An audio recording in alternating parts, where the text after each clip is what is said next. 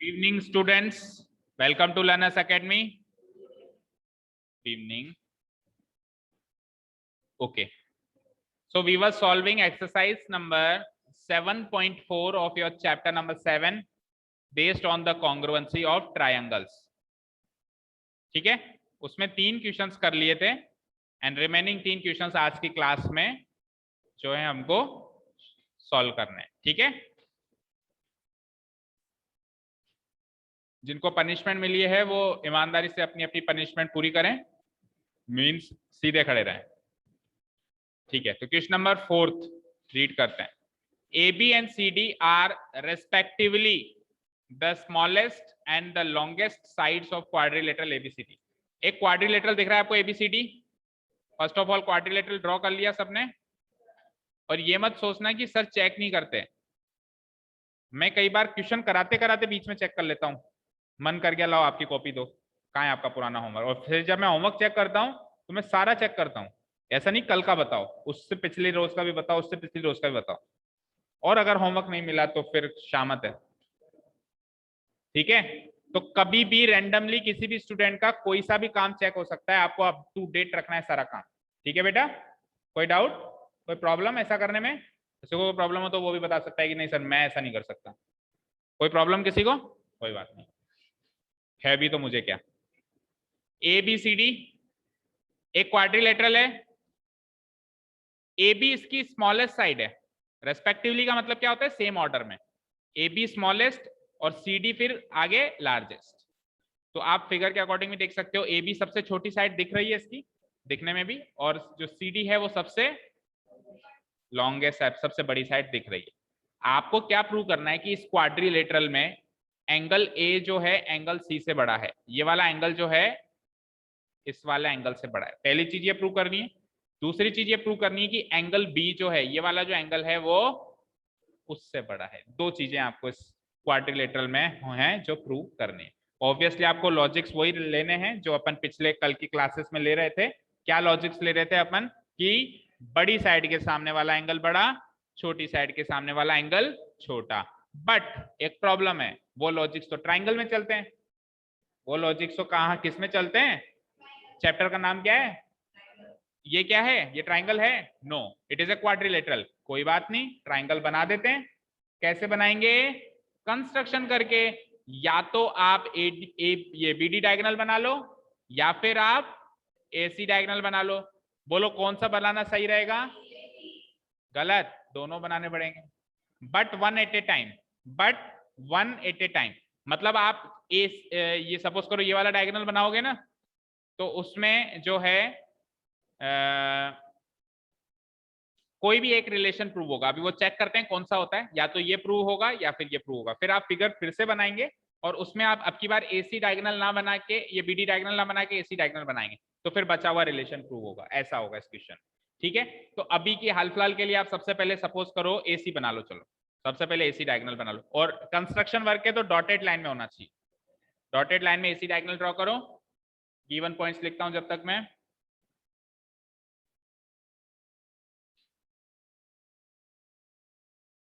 ABCD is a quadrilateral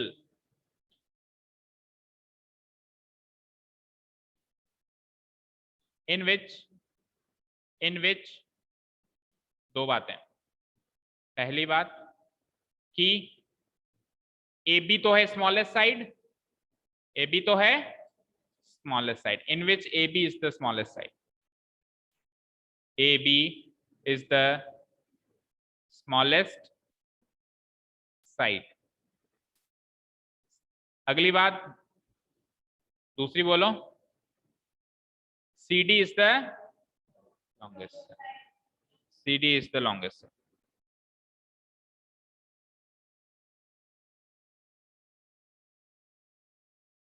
ये 2 बातें given है. ठीक है, टू प्रूव. तो प्रूव क्या करना है अपने को? 2 बातें प्रूव करनी है. Angle A greater than angle C. पहली चीज ये angle A greater than angle C, और दूसरी चीज क्या प्रूव करनी है? Angle B greater than angle B. Angle B greater than, right?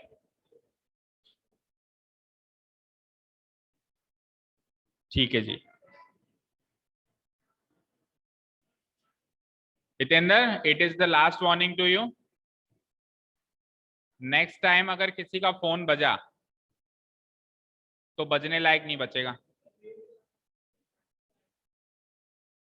WhatsApp पे आया तो म्यूट होता है, तो व्हाट्सएप पे भी म्यूट ही आता है, मतलब रिंग नहीं बजती है। अभी मेरा भी व्हाट्सएप कॉल आ रहा था लेकिन मेरा बजा क्या, क्योंकि साइलेंट है, तो साइलेंट है तो पूरा फोन ही साइलेंट है।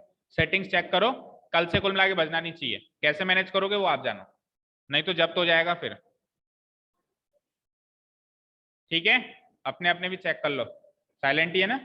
हाँ जी, कंस्ट्रक्शन वर्क में क्या करेंगे, join the diagonal, join the diagonal, diagonals कह रहा हूं मैं, दोनों ज्वाइन करने हैं, AC and BD, one at a time. एक चीज लिखो यहाँ पे, वन एट ए टाइम, एक बार में एक ही करो, करने तो दोनों ही है भाई। एक बार एसी डायगोनल ज्वाइन करके क्वेश्चन सॉल्व करो, फिर वापस फिगर बना के अब बीडी डायगोनल ज्वाइन करना है, तो वन एट ए टाइम लिख दिया मैंने, दोनों एक साथ नहीं करना। स्टार्ट करें, तो पहले कौन सा वाला ज्वाइन करोगे, एसी, एसी कर दिया क्या सबने? ठीक है जी, तो मैं भी कर देता हूं एसी। हाँ जी, आ जाइए। जैसे ही मैंने डायगोनल एसी ज्वाइन किया तो दो ट्राइंगल्स बन गए, कौन कौन से, एबीसी एंड एडीसी। तो अब ट्राइंगल एबीसी की बात करते हैं। तो ट्राइंगल एबीसी में मुझे बताइए, एबी और बीसी में से कौन सी साइड बड़ी है, कौन सी छोटी है? बीसी बड़ी है और एबी छोटी है। सही कह रहा है क्या सौम्य, सही कह रहा है रचित, कि बीसी तो बड़ी है, ऐसे मत देखना कि सर दिख रही है, कोई लॉजिक होना चाहिए इसके पीछे। बीसी बड़ी है और एबी छोटी है, सही कह रहा है क्या वो? हाँ बताओ, आप, पूछ रहा हूं आपसे कि सही है कि, तो ए बी छोटी और बीसी बड़ी है ऐसा रचित ने कहा, ये बात सच है। क्यों सच है? अरे पूरे क्वाड्रिलेटरल में ही ए बी सबसे छोटी है, तो फिर ए बी बीसी से भी छोटी होगी। बीसी क्वाड्रिलेटरल की भी तो साइड है भाई, क्वाड्रिलेटरल में ए बी सबसे छोटी है ना, that means A B BC से भी छोटी है, सीडी से भी छोटी है, एडी तीनों से छोटी है। तो अब मैं ए बी का कंपैरिजन बीसी से कर रहा हूं तो बीसी से भी तो छोटी होगी। तो अगर ए बी, अगर ए बी बीसी से छोटी है तो ए बी के सामने वाला एंगल, एंगल सी, लेकिन पूरा नहीं, ये अधूरा, और बीसी के सामने वाला एंगल, एंगल ए, वो भी हाफ तो नहीं कह सकते, क्या पता अपने को, क्या पता एग्जैक्टली हाफ है, अधूरा है, हो सकता है कि बचा हुआ वो ज्यादा हो ये कम हो। एग्जैक्ट हाफ का मतलब तो होता है एग्जैक्टली हाफ, हाफ का तो नहीं पता है हमको। तो ये हाँ, B A C, very good, तीन लेटर में बोलो, बी ए सी एंगल और ए सी बी एंगल का कंपेरिजन करेंगे, तो ये छोटी है तो इसके सामने वाला एंगल छोटा, और ये बड़ी है तो इसके सामने वाला एंगल बड़ा, that means angle A C B less than angle B A C. Similarly अब उस ट्राइंगल में चलते हैं, अब उस ट्राइंगल में चलते हैं। डायगोनल को तो मारो गोली, बची हुई दो साइड्स हैं एडी और सीडी। साक्षी मुझे बताओ दोनों में से कौन सी बड़ी है कौन सी छोटी है, एडी और सीडी में से? क्यों, कैसे पता चला आपको, आपको कैसे पता चला कि सीडी बड़ी है? ऐसे मत कहना कि सर फिगर में दिख रही है, वो रीजन नहीं हो सकता ना, क्योंकि गिवन है कि सीडी सबसे बड़ी है, हमने गिवन पॉइंट में भी डाला है CD is the longest side. तो सीडी लॉन्गेस्ट साइड किस किस से थी, चारों साइड से। ये सीडी जो थी ये इससे भी बड़ी थी, इससे भी बड़ी थी, इससे भी, तो चारों से बड़ी थी ना, तो चारों से बड़ी थी। तो अभी मैंने आपसे पूछा कि सीडी एडी से बड़ी है क्या, बिल्कुल एडी से बड़ी होगी क्योंकि चारों से ही बड़ी है। तो रीजन क्या होगा, क्योंकि सीडी तो लॉन्गेस्ट साइड है, तो चारों साइड से बड़ी होगी। मैं तो अभी भी एक ही साइड का कंपेरिजन कर रहा हूँ, बाकी दो से भी बड़ी होगी वो तो अगर CD जो है सबसे लंबी साइड है तो ये इससे बड़ी होगी। CD के सामने वाला एंगल ये फॉल हो रहा है और AD के सामने वाला एंगल ये फॉल हो रहा है, तो CD के सामने वाला एंगल भी बड़ा होगा किससे, AD के सामने वाले एंगल इससे, यानी ये एंगल छोटा होगा और ये एंगल बड़ा होगा। समझ में आया यहाँ तक? हम इस तरीके से दो इक्वेशन बनाएंगे, पहली इक्वेशन उस ट्राइंगल की, दूसरी इक्वेशन इस ट्राइंगल की, फिर दोनों को क्या कर देंगे, ऐड कर देंगे। क्या कर देंगे दोनों को, तो वहां से हमको ये प्रूव हो जाएगा कि एंगल ए बड़ा है और एंगल सी छोटा है। शुरू। हाँ एंगल खुद ही कह रहा है एंगल ए बड़ा है, प्रूव जो करना है हमको, तो वो प्रूव हो जाएगा कि एंगल ए बड़ा है और एंगल सी छोटा है। करें स्टार्ट। ये तो एक रफ फ्रेमवर्क तैयार किया हमने, तो ये डायगोनल अब बार बार मिटेगा, आप इमेजिन करना डायगोनल है यहाँ पे, क्या कर दूं, तो रेटिंग से भी हट जाएगा क्या वो, तो जैसे ही अपन वहां जाएंगे तो ये हट जाएगा। हाँ जी प्रूफ स्टार्ट करते हैं। पहले कौन सा ट्राइंगल लेंगे हम, इधर की साइड वाला एबीसी। इन ट्राइंगल एबीसी कौन सी दो साइड्स का कंपैरिजन कर रहे हैं, ए बी एंड बीसी। कौन सी बड़ी है कौन सी छोटी है, बीसी बड़ी है, और कौन सी दो साइड्स का कंपैरिजन कर रहे हो इस ट्राइंगल में, ए बी और बीसी। तो फिर एसी क्यों निकला मुंह से, जब ए बी और बीसी का कंपैरिजन कर रहे हैं तो इन दोनों में से बताना कौन सी बड़ी कौन सी छोटी, बीसी बड़ी और ए बी छोटी। तो in triangle ABC A B is less than BC. Reason लिख देंगे क्योंकि बिकॉज ए बी तो है लॉन्गेस्ट शॉर्टेस्ट साइड है, A B is the shortest side. ठीक है, तो फिर इसके सामने वाला एंगल, ए बी के सामने वाला एंगल बताओ फिगर के अंदर देख के, ए बी के सामने वाला एंगल ये वाला होगा, 3 लेटर में बोलो, ए सी बी, ये वाला एंगल लिखो इसके सामने, angle A C B will be less than BC के सामने वाला एंगल, बी सी के सामने वाला एंगल ये वाला B A C, angle B A C. And one more thing कि यहाँ पे अब कॉन्ग्रुएंसी तो लग नहीं रही है, कॉन्ग्रुएंसी की तो ये एक्सरसाइज है नहीं, तो हम एंगल का नाम भी कैसे भी लिख सकते हैं, बी ए सी लिखो या उसको सी ए बी लिखो, किसी भी फ्लो में उसको बोल सकते हैं। जब कॉन्ग्रुएंसी का टॉपिक आता है तो वहां पे एंगल का नाम सोच समझ के बोलना पड़ता है। अभी इस एंगल को मैं बीएससी की जगह सीएबी भी लिख सकता हूँ, कोई बड़ी बात नहीं। ठीक है जी, क्लियर है। इसका रीजन क्या लिखेंगे बताओ,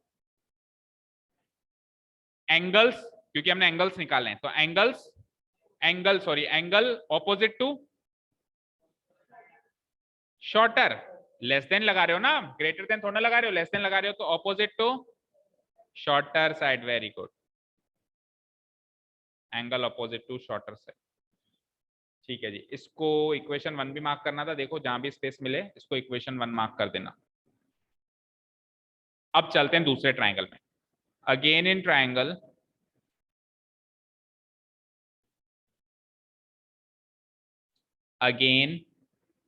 ट्राइंगल एबीसी के बाद कौन सा ट्राइंगल बचा वहां पे, एडीसी।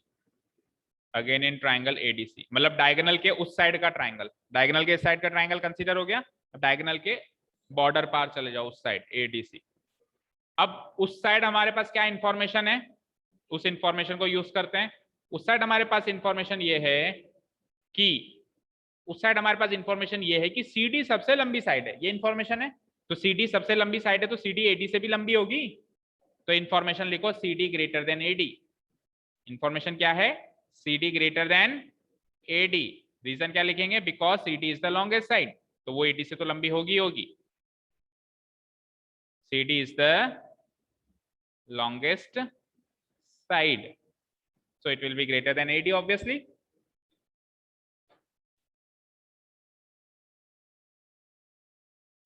ठीक है, इसको इक्वेशन नंबर 2 मार्क करें,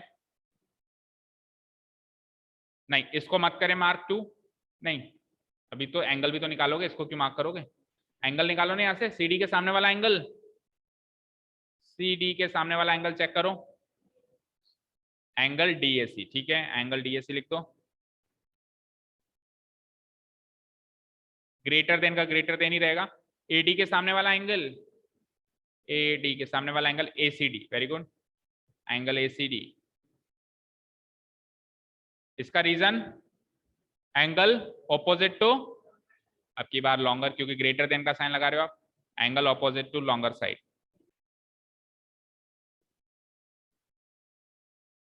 अब इसको मार्क कर दें इक्वेशन 2, बोलो, नहीं करेंगे, कोई बता सकता है क्यों, क्योंकि अगर मैं सपोज करो इसको इक्वेशन 2 मार्क कर भी दूं, सपोज करो, अब आप खुद सोचो, इसको इक्वेशन नंबर 1 मार्क कर दी, अगर मैं इसको इक्वेशन नंबर 2 मार्क कर भी दिया मैंने, उससे मुझे क्या फायदा हुआ, क्या मैं इन दोनों को ऐड कर सकता हूं, क्यों? क्योंकि साइन यहाँ पे लेस देन का है और यहाँ ग्रेटर देन का। कल बताया था कि इनइक्वालिटीज तभी ऐड होती हैं जब वो सेम साइन लेके बैठी हैं। तो पहले इसको रिवर्स करो फिर ऐड करो, और जो रिवर्स करने के बाद मिले उसको मार्क करो इक्वेशन 2। इसको मार्क मत करो इक्वेशन 2, इसको क्या कर दो एग्जैक्टली रिवर्स कर दो, फिर जो इक्वेशन मिले उसको मार्क करो 2, ताकि वो एडेबल हो यानी ऐड करने योग्य हो। ठीक है, कर दो रिवर्स, इंप्लाइज, इसको रिवर्स कर देता हूं, एंगल एसीडी यहां लिख देता हूं और ग्रेटर देन की जगह लेस देन एंगल डीएसी वहां लिख देता हूं। समझ आया ना बेटा? ये एसीडी उठा के यहां लिखा, डीएसी उठा के यहां लिखा, ग्रेटर देन का क्या हो गया लेस देन। अब इसको मार्क कर सकते हो आप इक्वेशन नंबर 2। अब इक्वेशन 1 और 2 दोनों के साइन सेम हो गए, लेस देन के हो गए, तो आप इजीली दोनों को ऐड कर सकते हो। Now adding equation 1 and 2। नहीं, कोई खास फर्क नहीं पड़ता, छोटी मोटी बातें नहीं लिखी जाती, अंडरस्टूड होता है, और लिखना चाहो तो कोई दिक्कत भी नहीं है, पर जो चीजें जरूरी नहीं है उसको क्यों लिखें हम। Now adding equation 1 and 2 we get, तो इक्वेशन 1 एंड इक्वेशन 2 का एलएचएस ऐड करोगे, राइट? इक्वेशन 1 का एलएचएस क्या है? एसीबी, एंगल एसीबी, प्लस करोगे इक्वेशन 2 का एलएचएस क्या है? एंगल एसीडी, बीच में लेस देन का साइन है दोनों के, तो इधर भी लेस देन का साइन आएगा। अब मुझे एक चीज बताओ कि दोनों में सेम साइन करके क्यों ऐड करता हूं मैं, पहले क्यों नहीं ऐड करता हूं? वो दोनों लड़ मरेंगे। इक्वेशन 1 में ग्रेटर देन का साइन, इक्वेशन 2 में लेस देन का साइन, ऐड करने के बाद कौन सा साइन लगाऊं? वो कहेगा मेरा साइन ले, कहेगा मेरा साइन ले, तो इसीलिए हम उन दोनों को ऐड नहीं कर सकते। लड़ाई थोड़ा करानी दोनों के बीच में, तो पहले उसको रिवर्स करके साइन सेम कर देंगे।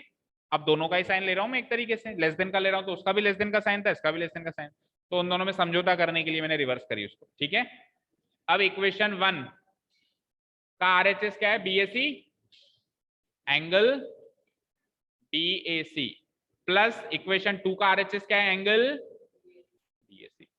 जब आप फिगर के अंदर देखेंगे तो आपका काम हो चुका है। आपको क्या करना है? एसीबी को एसीडी से जोड़ना है। देखते हैं क्या करना है। एसीबी को, यह है एसीबी, यह है एसीडी, तो एसीबी को एसीडी से जोड़ा तो कंप्लीट एंगल सी बन गया। लिखो बीसीडी या बीसीडी लिख दिया तो कंप्लीट एंगल है ना वो, तो कंप्लीट एंगल है तो सिंगल लेटर में बोल सकते हो ना, जब एंगल पूरा हो गया तो पूरा एंगल सी बोल सकते हो, तो कंप्लीट एंगल सी लिख दिया मैंने इसको। ठीक है, लेस देन, उधर देखो बीएसी और डीएसी को जोड़ना है। कहां है साहब बीएसी डीएसी?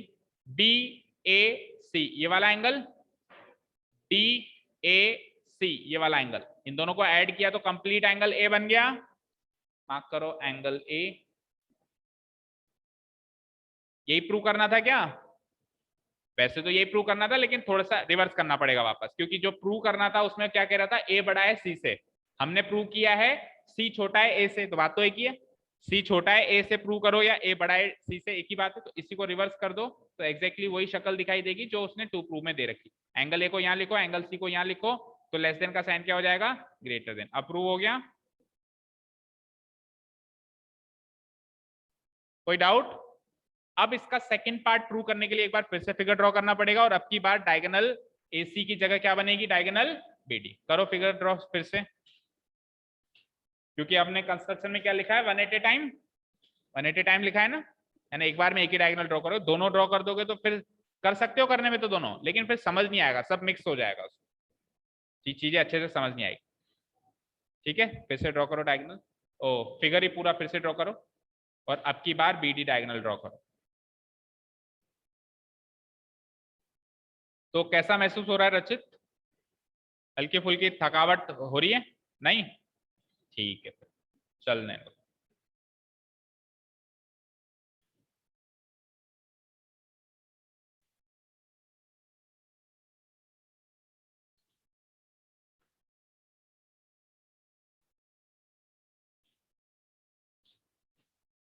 हो गया? फिगर ड्रॉ हो गया? क्यों, मैं दिखाऊं? क्यों, अभी इससे पहले वाला फिगर ड्रॉ नहीं किया तूने? तो वही तो ड्रॉ करना है, बस डायगोनल चेंज करना है। डायगोनल पहले कौन सा ड्रॉ किया था? एसी, अब की बार डायगोनल कौन सा ड्रॉ करेगा? बीडी। कर दे।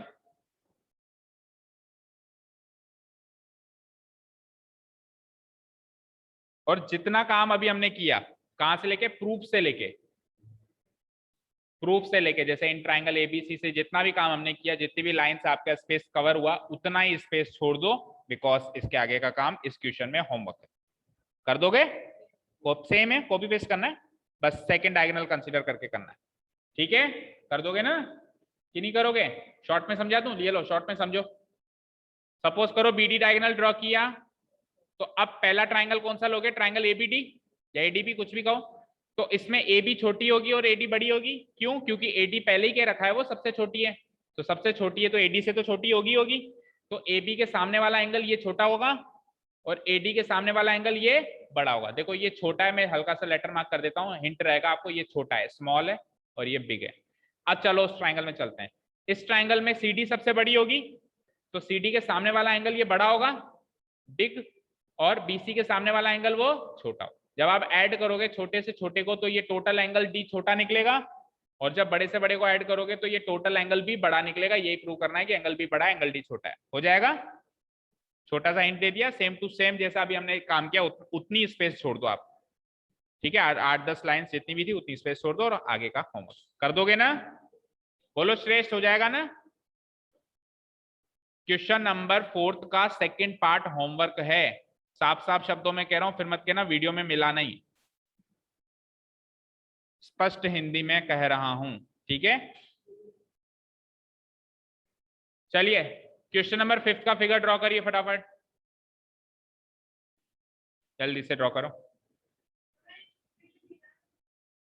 ठीक है, 5 का ड्रॉ करो। ठीक है, 5 का ड्रॉ करो अभी। कोई बात नहीं, मिसअंडरस्टैंडिंग हो गई, कोई होती रहती है, आगे से तो नहीं होगी ना मिसअंडरस्टैंडिंग?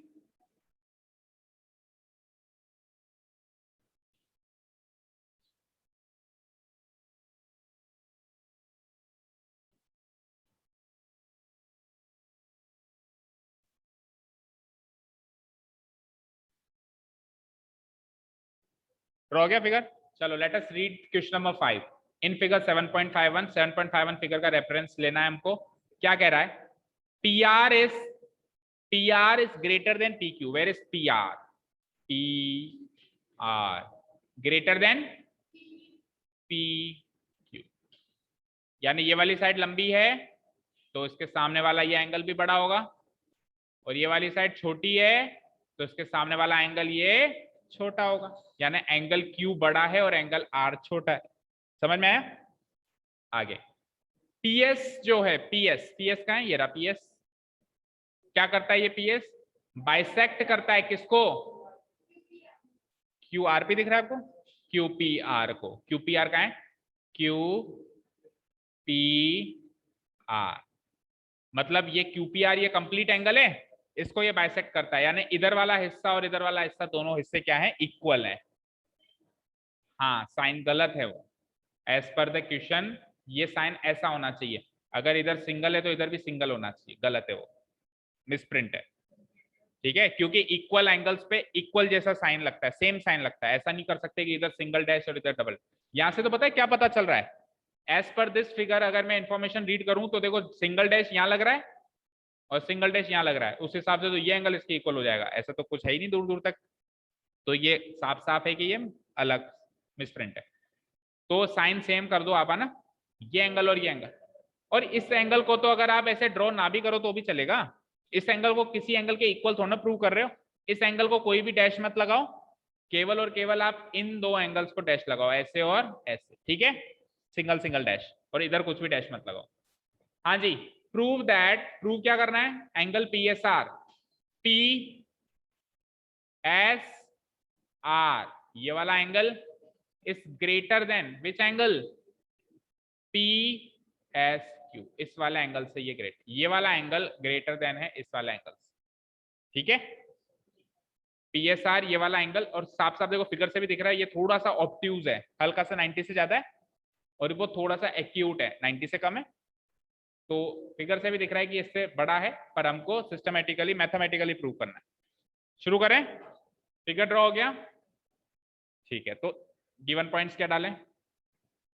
सबसे पहले तो ट्राइंगल की बात लिखेंगे, इन ट्राइंगल PQR, PQR ये ना ट्राइंगल PQR, ठीक है, in triangle PQR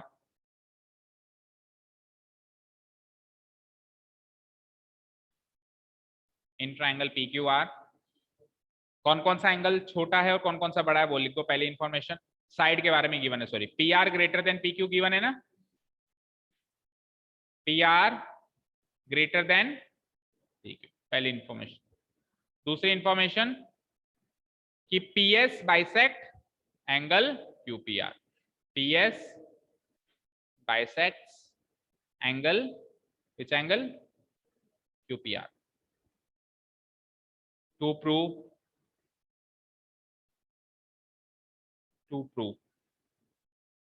angle PSR is greater than angle PSQ.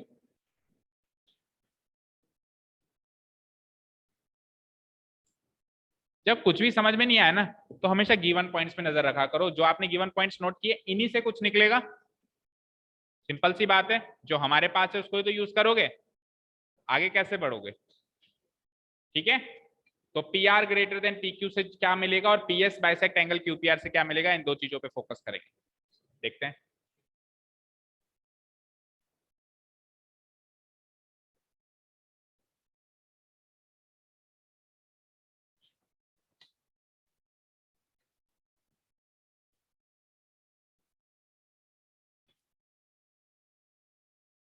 हो गया रचित, यहां तक तो हो गया। अब जो मैं पूछूं उसका सवाल जवाब देना इजी लैंग्वेज में। ये दो ट्राइंगल है, बताओ, ये दो ट्राइंगल है, एक ये और दूसरे का इंक चेंज कर देते हैं, एक ये, ये सा दो ट्राइंगल है तो दोनों में तीन तीन एंगल होंगे, होंगे क्या तीन तीन एंगल। इसका पहला एंगल ये, दूसरा एंगल ये और तीसरा एंगल है। इसके भी तीन एंगल कौन कौन से होंगे, पहला एंगल ये, दूसरा ये और तीसरा। तो टोटल मिलाकर 6 एंगल्स हो गए। इस वाले ट्राइंगल के तीनों एंगल का सम कितना होगा। अरे किसी भी ट्राइंगल के तीनों एंगल का सम 180 होता है, क्या पूछ रहे हो सर। तो उसका भी 180 होगा, होगा क्या भाई। वो ट्राइंगल बड़ा दिख रहा है तो कहीं 181 हो या 1-2 डिग्री ज्यादा हो, नहीं है सर 180 है पक्का। ठीक है, तो इसका एंगल सम भी 180, इसका एंगल सम भी 180। तो तीनों एंगल को कंपेयर करो, ये एंगल तो एग्जैक्टली बराबर है इसके, ये एंगल तो एग्जैक्टली बराबर है इसके। एक एक एंगल भाई, सपोज करो इधर 3 खिलाड़ी हैं, उधर 3 खिलाड़ी हैं, दोनों लड़ रहे हैं। तो ये इस टीम ने, जैसे कबड्डी खेलते हैं, इस टीम ने अपना एक प्लेयर भेजा, उस टीम ने भी अपना एक प्लेयर भेजा। जैसे ये प्लेयर भेजा, ये प्लेयर भेजा, दोनों बराबर निकले तो मैच ड्रॉ हो गया, मैच ड्रॉ हो गया। ना ये जीता, ये टीम जीती, ना ये टीम जीती। अब इधर कौन कौन से एंगल बचे, ये और उस वाली टीम में ये और ये।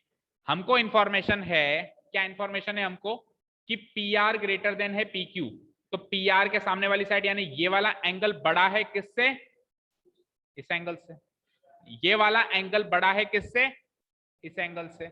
तो ये वाला मैच, ये वाला ट्राइंगल जीत गया, वो वाला तो ड्रॉ हो गया, बराबर थे दोनों। ये वाला कौन जीता, ये। अब वापस बराबरी करने के लिए इसको जीतना पड़ेगा, इसको जीतना पड़ेगा, सॉरी ये तो हार गया ना, ये तो इससे जीत गया। अब एक एक प्लेयर ये और ये बच गए, तो इस टीम के इस प्लेयर को इससे जीतना पड़ेगा, तब जाके दोनों 180 बराबरी पे खत्म होंगे। समझ रहे हो बात को। फिर से सुनो कहानी। देखो मान लो इसको तो मिल गया, ऐसे ही मान लो इसको 20 डिग्री मिल गया, इसको 20 डिग्री मिल गया, दोनों बराबर है ना। अब आप कह रहे हो कि सर इसको तो ज्यादा दो, उसको कम दो। इसको ज्यादा दो, जैसे मान लो इसको 50 दो और उसको कम दो 40 ही दो। तो अब इसको ज्यादा और इसको कम देना पड़ेगा, तब जाके तो दोनों का 180 डिग्री आएगा। मैच तो बराबरी पे खत्म करना है ना। तो सिंपल सा लॉजिक है कि ये वाला एंगल इससे बड़ा आएगा, क्योंकि ये वाला एंगल इससे बड़ा है और वो दोनों तो बराबर है, वो दोनों तो न्यूट्रल है, कच्ची गोड़ी है। तो मैं असली मैच तो इन दो प्लेयर्स में चल रहा है। समझ में आ गई बात, ठीक है। क्योंकि टोटल एंगल सम इसका भी 180 रहेगा और टोटल एंगल, एक और बार समझाऊं,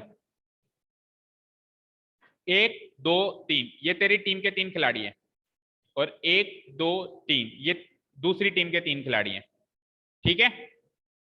ये 3 खिलाड़ी हैं एबीसी, ये 3 खिलाड़ी हैं पीक्यू। आपको फाइनल मैच पूरा, मतलब फाइनल सीरीज आपको ड्रॉ करनी है। आपका टारगेट है फाइनल सीरीज आपको क्या करनी है, ड्रॉ करनी है। ये पहला प्लेयर आया, ये पहला प्लेयर आया और ये मैच हो गया ड्रॉ, क्योंकि दोनों बराबर थे। ये वाला एंगल बराबर थे ना, तो अभी तक तो सीरीज ड्रॉ ही चल रही है, क्योंकि एक ही मैच हुआ है और वो भी ड्रॉ हुआ है। दूसरे मैच में इसका सामना हुआ इससे, मान लो ऐसे एग्जांपल, मान लो बी का, और मान लो बी जीत गया, मान लो बी जीत गया, ये बड़ा निकल गया और ये छोटा निकल गया। तो अब अगले मैच में ये बड़ा और ये छोटा निकलेगा, तब जाके ही तो सीरीज ड्रॉ होगी भाई। पिछले मैच में अगर ये बड़ा निकला तो अब अगले मैच में ये बड़ा निकलेगा, तब जाके ही तो सीरीज ड्रॉ होगी, क्योंकि पहला मैच तो वैसे ही ड्रॉ हो चुका है। नहीं समझे अभी भी? इंडिया श्रीलंका की 3 मैच की सीरीज है, एक मैच तो इंडिया श्रीलंका का ड्रॉ हो गया, अगले मैच में इंडिया जीत गई, तो उससे अगले मैच में श्रीलंका जीतेगी तो भी सीरीज ड्रॉ मानोगे? तो अगर इस मैच में इसका खिलाड़ी जीत गया तो उस मैच में अब इसका खिलाड़ी जीतेगा। इस ट्रायंगल में ये दोनों एंगल तो है बराबर, इस एंगल का जब इस एंगल से सामना हुआ तो कौन जीता, ये जीता और वो हारा। अब तीसरा एंगल का जब तीसरा एंगल से सामना होगा तो इसको जिताना पड़ेगा और उसको हराना पड़ेगा, तब जाके बराबरी खत्म होगी। समझ में आया? प्रैक्टिकली समझ गए ना कि ये एंगल इससे बड़ा होगा। अब इसको थ्योरेटिकली करते हैं। तो आप ये चीज समझ गए होंगे कि दोनों ट्राइंगल्स में एंगल सम प्रॉपर्टी तो लगानी ही लगानी है। उससे पहले P R greater than P Q का कुछ कर लेते हैं, मतलब उससे जो रिजल्ट आएगा वो देख लेते हैं। Here in triangle P Q are, P R greater than P Q given है, गिवन है ना कि नहीं है? बोलो, पी आर के सामने वाला एंगल बड़े ट्राइंगल में देखना है मुझे। अब देखो एक चीज और सुनो, पी आर के सामने वाला एंगल अगर इस छोटे ट्राइंगल में देखें तो ये आएगा भाई, इस वाले ट्राइंगल में देखें तो पी आर के सामने वाला एंगल तो ये आएगा ना, और बड़े ट्राइंगल पी क्यू आर में देखें, पी क्यू आर में, तो पी आर के सामने वाला एंगल ये आएगा। तो इसीलिए तो कहता हूं कि ट्राइंगल का नाम लिखना जरूरी होता है, कल बताया था ना मैंने, इसमें ट्राइंगल का नाम लिखना जरूरी होता है। पी क्यू आर ट्राइंगल में P R greater than P Q है, तो अब पी क्यू आर ट्राइंगल में पी आर के सामने वाला एंगल देखना है। तो पी आर के सामने वाला एंगल कौन सा आया, कौन सा आया? ये, इसको क्या बोलोगे आप? पी क्यू आर, 3 लेटर में लिखो, एंगल पी क्यू आर। और पी क्यू के सामने वाला समझ ही गए होंगे क्या आएगा, पी आर क्यू। और रीजन क्या लिखोगे? एंगल ऑपोजिट टू क्या, opposite to longer side, angle opposite to longer side. ठीक है, अब मुझे बताओ, एंगल पी क्यू आर को आप एंगल पी क्यू एस भी बोल सकते हो क्या? चेक करो, एंगल पी क्यू आर को आप पी क्यू एस भी बोल सकते हो क्या? पी क्यू आर तक क्यों जाऊं, एस पे रुक जाऊं तो भी यही एंगल मार्क होगा ना। क्यों मैं एस पे रुक रहा हूं? क्योंकि इस एंगल को मेरे को अब इस ट्राइंगल के लिहाज से देखना है, तो इस ट्राइंगल के लिहाज से तो ये इस एंगल का नाम पी क्यू आर नहीं होगा, पी क्यू एस होगा, होगा ना।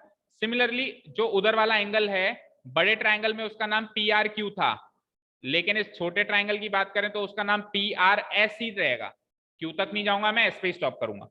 तो उन दोनों के दूसरे दूसरे नाम लिख दो, पी क्यू आर तो हो जाएगा P Q S, greater than अपनी जगह ग्रेटर देन ही रहेगा, और पी आर क्यू क्या हो जाएगा, पी आर एस। यहां तक कर लिया, इसको इक्वेशन 1 मार्क कर लो, अब ये आगे काम आएगी। ठीक है, ये पहला गिवन पॉइंट अच्छे से अपन ने निचोड़ लिया, उसमें जितना भी निचोड़ सकते थे। अब दूसरा गिवन पॉइंट क्या है कि P S bisect angle Q P R. Now again given है कि in triangle P Q R P S bisect angle Q P R है क्या? P S bisect angle Q P R, given point डालो। तो इससे हमको क्या result निकलेगा कि अगर पी एस बाइसेक्ट कर रहा है क्यू पी आर को, ये पी एस है, ये बाइसेक्ट कर रहा है इस एंगल को, तो इधर वाला और इधर वाला एंगल बराबर होगा। नाम बोलो इधर वाले का, इधर वाले का नाम हो जाएगा क्यूपीएस, उधर वाले का नाम हो जाएगा आरपीएस। तो क्यूपीएस इक्वल टू आरपीएस लिख देंगे हम, angle QPS equal to angle RPS. इसको मार्क कर लो इक्वेशन। तो दोनों गिवन पॉइंट यूज कर लिए भाई, हमने कर लिए,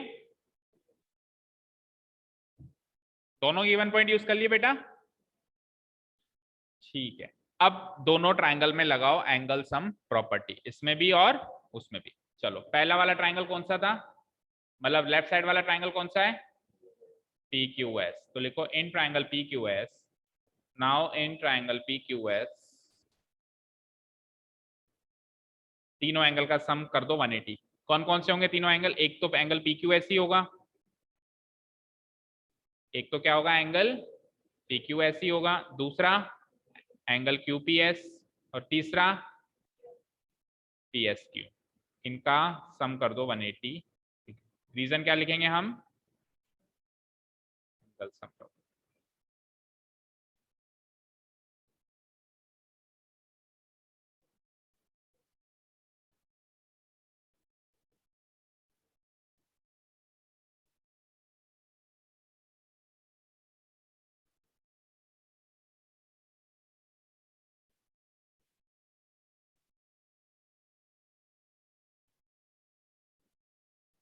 ठीक है, और दूसरे ट्रायंगल पे आओ, and in triangle, and in triangle, दूसरे ट्रायंगल का नाम क्या है, पी क्यू एस के बाद दूसरे ट्रायंगल का नाम क्या है, पी आर एस। उधर तीनों एंगल के नाम बोलो, एक तो एंगल पी आर एस, दूसरा उसी फॉर्म में बोलना, आर एस पी बोला था क्या उसको अपन ने, आर एस पी नहीं, पी एस आर बोलो उसको, पी एस आर है ना इसका नाम यहाँ पे, angle P S are. P S are को लास्ट में लो, पहले ऊपर वाला बोलो जो पी पॉइंट पे आ रहा है, आरपीएस, और फिर लास्ट में angle P S R equal to क्या हो गया, 180 डिग्री हो गया।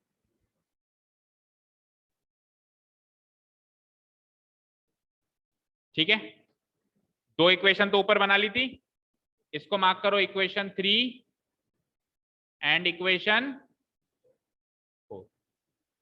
तो इक्वेशन 3 एंड इक्वेशन 4 से आपको क्या मिलता है, देखो ध्यान से, इक्वेशन 3 और इक्वेशन 4 से आपको क्या पता चलता है बच्चों,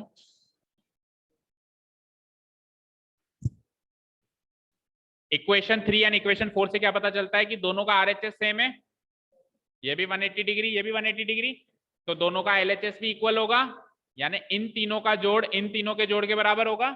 लिखो from equation 3 and 4 we get, now from equation 3 and equation 4 we get, LHS में लिख लो उन तीनों का sum, angle P Q S plus angle Q P S plus angle P S Q, equal to RHS में लिख लो इन तीनों का sum, angle P R S plus दूसरा क्या है एंगल आरपीएस प्लस तीसरा क्या है एंगल पी एस आर। समझ में आया ना बच्चों ये चीज, फिर से देखो, इक्वेशन 3 और इक्वेशन 4 को हमने एनालाइज किया तो दोनों का आरएचएस सेम था, तो दोनों का फिर एलएचएस भी सेम होगा, तो इधर तो मैंने लिख दिया इसका एलएचएस और इक्वल टू कर दिया उधर मैंने उसका एलएचएस, ये वाला एलएचएस, दोनों का एलएचएस को इक्वेट कर दिया, यहां तक कोई डाउट नहीं है। अब इसके एलएचएस में भी 3 टर्म्स हैं, 1 2 3, और इसके आरएचएस में क्या है उसमें भी 3 टर्म्स हैं, तो आखिरी वाला टर्म तो एग्जैक्टली इक्वल है, नहीं आखिरी वाला नहीं, बीच वाला क्यूपीएस और उधर भी बीच वाला आरपीएस, ये दोनों तो इक्वल है ना। कहां से पता चला, इक्वेशन 2 में चेक करो, इक्वेशन 2 में आपने लिखा है कि एंगल क्यूपीएस और आरपीएस बराबर हैं, लिखा है, तो अगर मैं इक्वेशन 2 को यूज करूं तो यहां से क्यूपीएस और यहां से आरपीएस को भगा सकता हूं, भाई दोनों एलिमेंट सेम है ना, तो दोनों एलिमेंट अगर सेम है तो दोनों एलएचएस आरएचएस में सेम एलिमेंट है तो कट जाते हैं, और सेम एलिमेंट क्या है, इक्वल एलिमेंट्स हैं, तो मैं क्या करूंगा अगली स्टेप में दोनों को हटा दूंगा, इधर से क्यूपीएस को हटा दूंगा, इधर से तो क्यूपीएस को हटा दूंगा, तो क्या बचेगा पीक्यूएस बचेगा, और क्या बचेगा पीएसक्यू बचेगा, और उधर से मैं पीआरएस बचेगा, और बीच वाला हटा दो यानी आरपीएस हटा दो, क्या बचा पीएसआर। इसका रीजन क्या लिखेंगे, बिकॉज या फिर फ्रॉम इक्वेशन 2, या फिर बिकॉज करके लिखो, बिकॉज एंगल क्यूपीएस इक्वल है किसके, क्यूपीएस किसके इक्वल है आरपीएस के, इन इक्वेशन 2। इक्वेशन 2 में हमने लिखा है कि क्यूपीएस आरपीएस इक्वल है, इसलिए क्यूपीएस को यहां से भगाओ और आरपीएस को यहां से भगाओ, तो इधर तो रह गए ये दो बंदे और उधर रह गए ये दोनों टर्म्स। ठीक है, क्लियर यहां तक? अब दो दो टर्म्स की मतलब एक एक मैच तो ड्रॉ हो गया ना, अब दो दो मैच की लड़ाई चल रही है, दोनों को एंड में इक्वल करना है, आपको सीरीज ड्रॉ करनी है। ठीक है, अच्छा अब मुझे बताओ आपको जो प्रूव करना है उसमें कौन कौन से लोग हैं इन चारों में से जो प्रूव करना है? पीएसआर और पीएसक्यू, तो इन दोनों को तो आपको प्रूव करना है। तो अगर इन दोनों को आपको प्रूव करना है तो इनसे तो आप लड़ नहीं सकते, यानी इनको तो आपको एज इट इज रखना पड़ेगा और इन दोनों को आपको सब्स्टिट्यूट करना पड़ेगा। अब एंगल पीक्यूएस जो है वो किससे बड़ा है? नहीं, एंगल पीक्यूएस बड़ा है या एंगल पीआरएस बड़ा है बताओ? इसको एक इक्वेशन का नाम दे दो, ये जो इक्वेशन है इसको दे दो, अगली इक्वेशन कौन सी बनेगी? इक्वेशन इसके सामने लिख देता हूं, यहाँ स्पेस नहीं है। कौन सी इक्वेशन है ये? 5 है क्या 4 है? 5। अब इस इक्वेशन 5 को और पहली इक्वेशन को यूज करूं तो जो चाहिए था वो मिल गया। कैसे? इक्वेशन 5 कहती है कि इन दोनों का जोड़ और इन दोनों का जोड़ बराबर है, इक्वेशन 5 ये कहती है। इक्वेशन पहली क्या कहती है कि कौन सा बड़ा है कौन सा छोटा है? पीक्यूएस बड़ा है, पीआरएस छोटा है। तो इन दोनों इक्वेशन को साथ में पढ़ें तो अब पीएसआर बड़ा होगा और पीएसक्यू छोटा होगा, तभी तो दोनों बराबर होंगे। समझ आया श्रेष्ठ? समझ आया? क्या समझ आया समझाओ।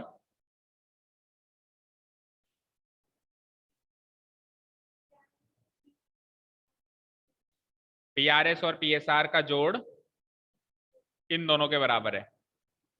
ये दोनों खिलाड़ी जो हैं इन दोनों का जोड़ इन दोनों खिलाड़ियों के जोड़ के बराबर है। ठीक है, अब दोनों का जोड़ बराबर भी रखना है। मान लो ये दो तराजू के दो पल्ले, आपको दोनों को मेंटेन बराबर करना है ना, आप ऊपर नीचे नहीं कर सकते। आपने अब एक खिलाड़ी को यहाँ पे भारी खिलाड़ी को बिठाया तो अब उधर भी एक भारी खिलाड़ी बैठेगा, बैठेगा नहीं बैठेगा? तो इन दोनों में से और इन दोनों में से ये इससे भारी है, ये इससे भारी है, गिवन है आपको पीक्यूएस ग्रेटर देन पीआरएस, गिवन है।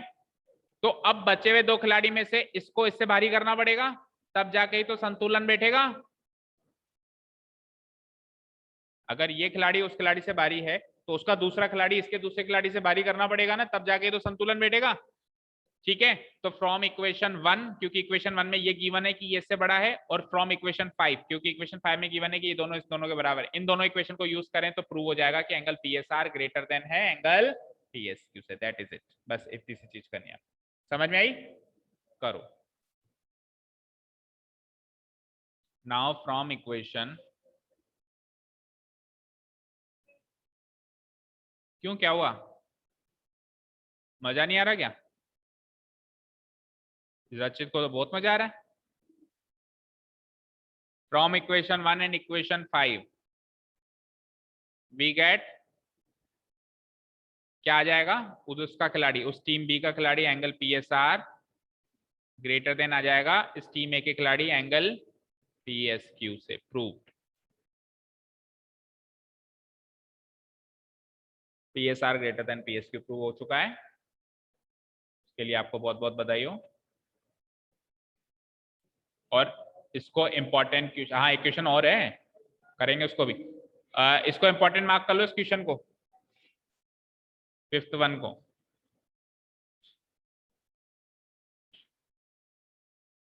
ठीक है, चले आगे।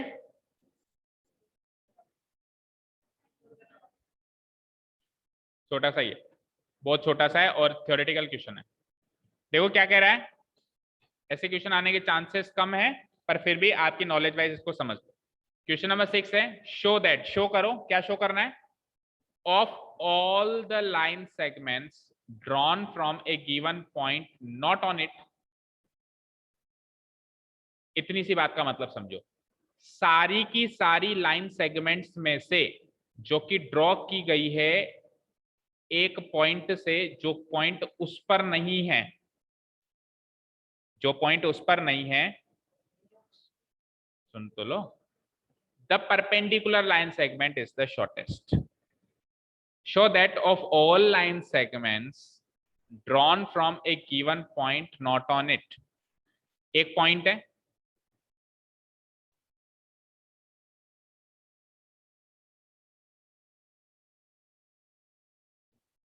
क्या?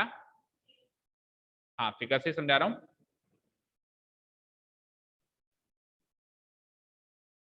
ये ऐसा कहना चाह रहा है, देखो समझो समझो चीज को समझो। एक लाइन है मेरे पास, एक पॉइंट है वहां पे, ये पॉइंट इस पे नहीं होना चाहिए, नहीं है ना? नॉट ऑन इट का मतलब पॉइंट अलग है कोई। अब इस पॉइंट से बहुत सारी लाइन सेगमेंट ड्रॉ करनी है इस वाली लाइन पे। जैसे कि एक ये ड्रॉ कर दी, जैसे कि एक ये ड्रॉ कर दी, एक और ड्रॉ कर दी, एक इसमें से कोई परपेंडिकुलर भी ड्रॉ होगी, परपेंडिकुलर मतलब 90 डिग्री पे भी ड्रॉ होगी, और ड्रॉ कर लो, और ड्रॉ कर लो, करे ही जाओ, करे ही जाओ, बहुत सारी लाइन सेगमेंट्स है। इनमें से सबसे छोटी लाइन सेगमेंट क्या होगी?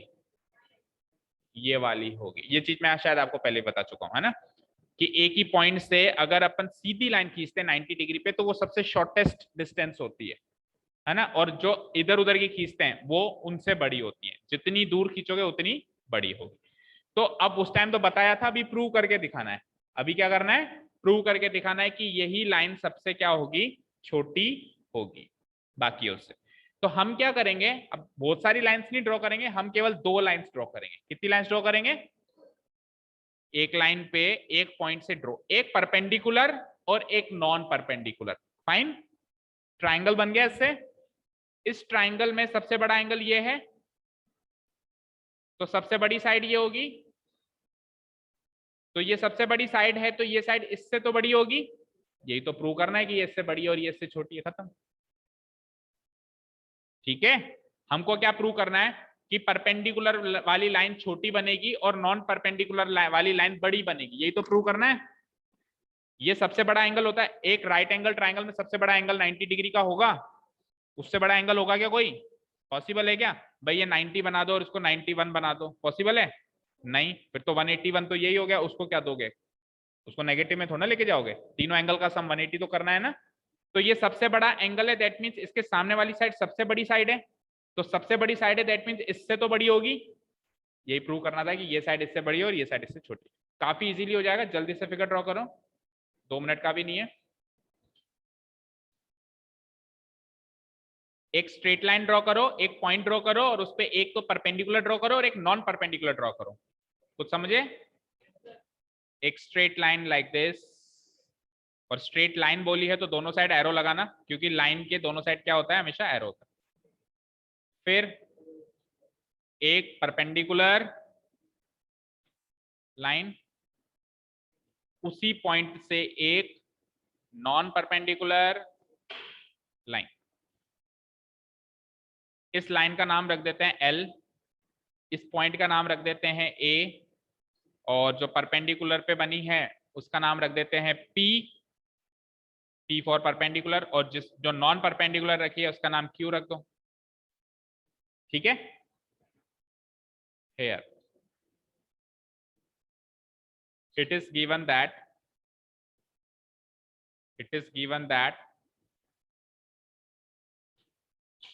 two lines are drawn। वैसे तो उसने कहा था सारी लाइंस में से, लेकिन हम बहुत सारी लाइंस में तो प्रूव करने के केस में नहीं कर सकते, हम कोई से भी 2 लाइंस ड्रॉ करते हैं, एक परपेंडिकुलर करते हैं और एक नॉन परपेंडिकुलर। तो परपेंडिकुलर छोटी होगी, यानी कि हमेशा परपेंडिकुलर छोटी होगी किसी भी नॉन परपेंडिकुलर लाइन से। ठीक है, it is given that 2 lines are drawn, 2 lines AP and दूसरी कौन सी है? AQ are drawn from the point A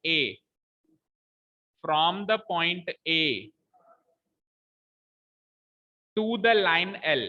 A point से लाइन L की तरफ ये लाइंस ड्रॉ की गई हैं, such that AP is perpendicular to line L, AP is perpendicular to line L, and AQ is not perpendicular to the line L। एक perpendicular, एक not perpendicular.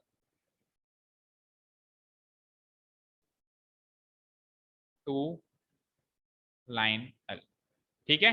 To prove क्या करना है, टू प्रूव ये करना है कि जो परपेंडिकुलर वाली लाइन बनी है एपी, वो छोटी है किससे, जो नॉन परपेंडिकुलर वाली लाइन बनी है ए क्यू। ठीक है, स्टार्ट करें proof.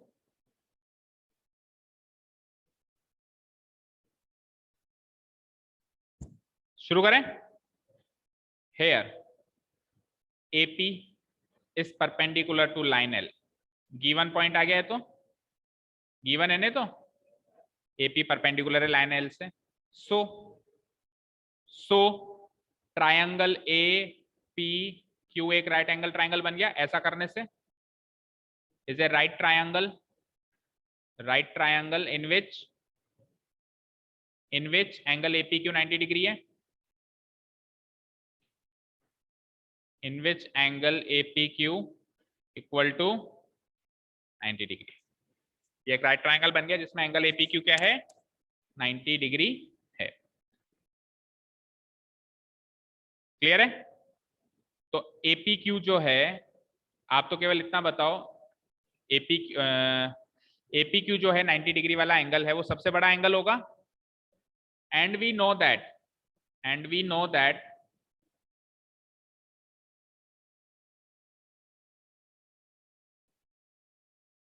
the side opposite to right angle, the side opposite to the right angle, उस साइड को क्या बोलते हैं जो अपोजिट होती है राइट एंगल के, that is hypotenuse is the longest side, is the longest side in a right triangle।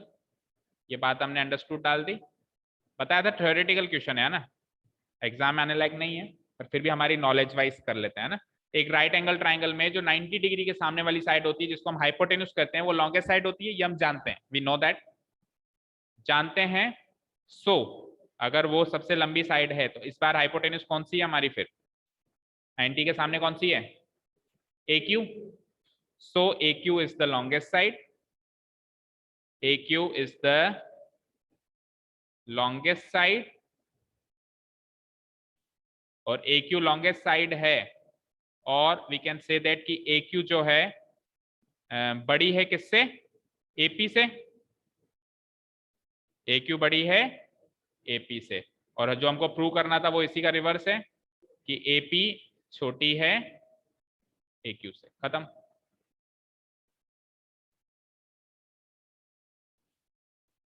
Proved.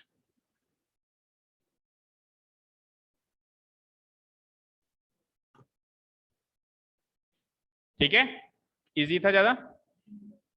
इसका प्रूफ इतना इंपॉर्टेंट नहीं है, लेकिन इसका रिजल्ट बहुत इंपॉर्टेंट। रिजल्ट मींस ये बात याद रखनी बहुत इंपॉर्टेंट है कि जो सीधी बनेगी वो छोटी बनेगी, जो टेढ़ी बनेगी वो लंबी। अभी सपोज करो मेरे को उस दीवार को छूना है, मैं सीधा जाऊंगा तो कम डिस्टेंस तय करूंगा, मैं से टेढ़ा जाऊंगा तो मैं ज्यादा डिस्टेंस तय करूंगा। तो हमेशा परपेंडिकुलर शॉर्टेस्ट डिस्टेंस होती है, the perpendicular distance is always the shortest distance. ये बात याद रखनी है आपको आगे। ठीक है, चलिए fine, thank you so much for listening to us, have a nice day, keep learning and bye.